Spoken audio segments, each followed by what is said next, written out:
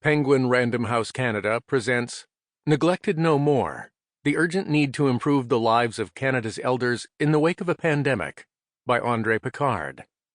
Read for you by Meili. Introduction. When eldercare makes headlines in Canada, it's usually news of the worst kind. On June 26, 2017, former nurse Elizabeth Wettlaufer was sentenced to life in prison for murdering 8 vulnerable elders in care homes where she worked in southwestern Ontario. The inquiry that followed concluded that had she not confessed, Wettlaufer would never have been caught. Just after midnight on January 23, 2014, a blaze broke out in the kitchen of the Résidence du Havre nursing home in L'Île-Verte, Quebec. Thanks to a lack of sprinklers, the absence of staff to help frail residents escape, and the inept emergency response that followed, 32 residents suffered horrific deaths. No one was ever charged. On January 20, 2019, 93-year-old Hélène Rowley-Ott, the mother of former Bloc Québécois leader Gilles Duceppe, left her seniors' residence in response to a false fire alarm without anyone on staff noticing. The emergency exit door locked behind her. That night, the temperature in Montreal dipped to minus 21 degrees Celsius, and Hélène Rowley-Ott froze to death. A coroner's inquest ruled the death was preventable, but accidental. No one was charged. Then came COVID-19. As the novel coronavirus slithered into unprepared long-term care homes, elders were no longer dying one at a time, or even by the dozens, but by the hundreds and thousands. Those deaths, too, were largely preventable. You can bet your lunch that no individual or organization will be held to account for the mass death of vulnerable seniors.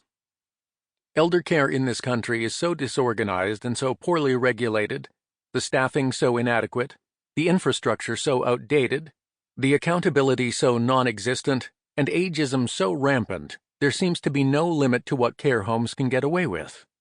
Of course, there will be the obligatory inquiry. When a gross societal failure occurs, you can always count on Canadian politicians to embrace obfuscation and foot-dragging in lieu of action. In her 1,491-page report, Madam Justice Eileen Gillies, the Ontario Court of Appeal judge who presided over the public inquiry into the safety and security of residents in the long-term care home system, the Wettlaufer inquiry, said the reason a killer can run amok undetected is systemic vulnerabilities.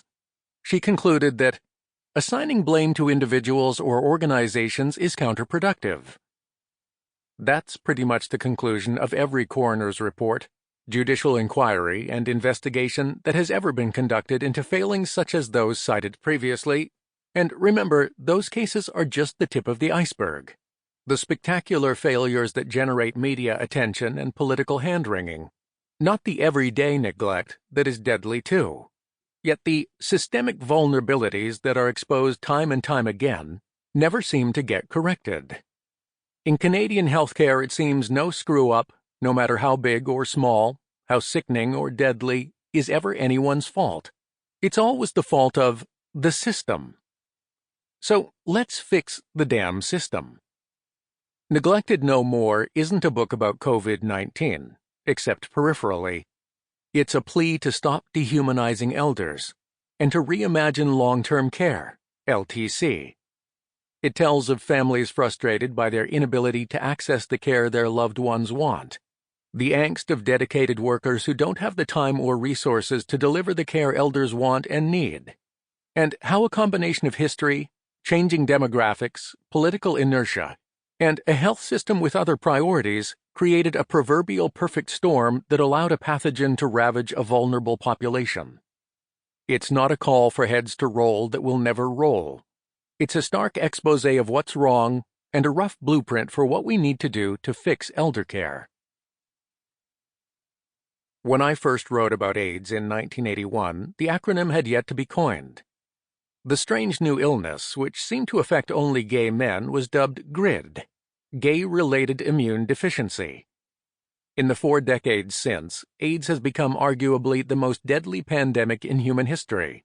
At least 36 million people have died of AIDS, and another 40 million are still living with HIV. the human immunodeficiency virus that causes AIDS. Of course, nothing compares to the Black Death. The bubonic plague killed somewhere between 75 and 200 million people between 1346 and 1353. But that was long before the advent of medicine or public health measures such as sanitation and clean water. AIDS has not only described the arc of my career in journalism, it has spawned in me a long-standing interest in pathogens more broadly. The viruses, bacteria, fungi, parasites, worms, and prions that have been the scourge of humanity since the dawn of time.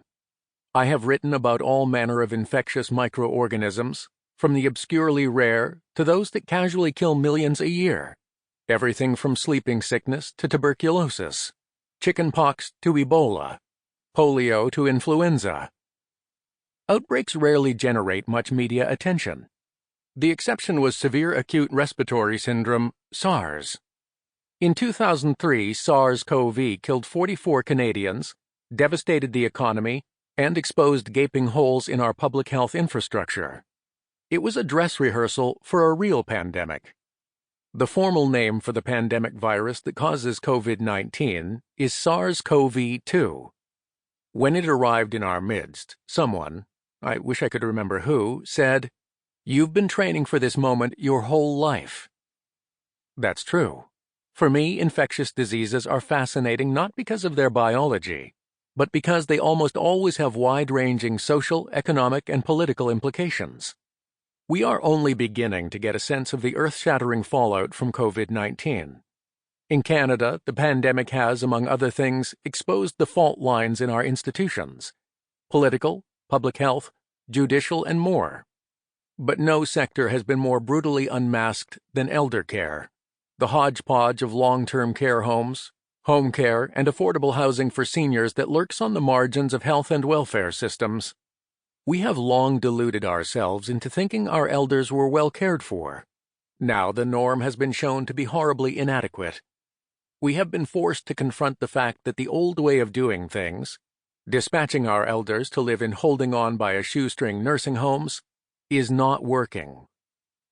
AIDS forced journalists to write about all manner of issues that were largely taboo until then: homophobia, intravenous drug use, sex work, institutionalized misogyny, and more. It made us confront uncomfortable socio-economic realities such as how poverty, marginalization, and disempowerment are pathogens' best friends. COVID-19 is reminding us that we need to relearn many of those lessons. It is hard to imagine a population that has been more profoundly neglected for an extended period than elders. The responses to the sickening incidents cited at the outset of this introduction exposed multiple systemic vulnerabilities. The treatment of elders as disposable, understaffing, poor regulation, and a total absence of accountability that were never corrected. If anything, they grew worse. That set the stage for what happened in care facilities during COVID-19. Thousands upon thousands of deaths, most of which were preventable. What is perhaps most shocking is how little was done to raise the ramparts around nursing homes. Anyone with even a passing knowledge of infectious diseases would know that frail seniors living in congregate settings are sitting ducks for pathogens, especially respiratory viruses. As soon as the word pandemic was uttered, alarm bells should have gone off and protective measures put in place. That elders were at high risk was no secret. By February 2020, there was extensive coverage describing how coronavirus was hitting seniors particularly hard in China and in Europe, and warning that this phenomenon could soon hit North America. Among people over the age of 80 who had contracted coronavirus, the death rate was 22%. In those aged 70 to 80, it was 8%. The headline on a column I wrote in the March 8th edition of the Globe and Mail, before a single nursing home death had occurred, read, "Senior care facilities are especially vulnerable to COVID-19 outbreaks."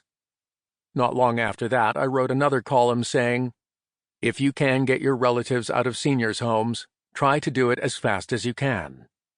That commentary triggered many angry responses. But in retrospect, my only regret is not having said it sooner.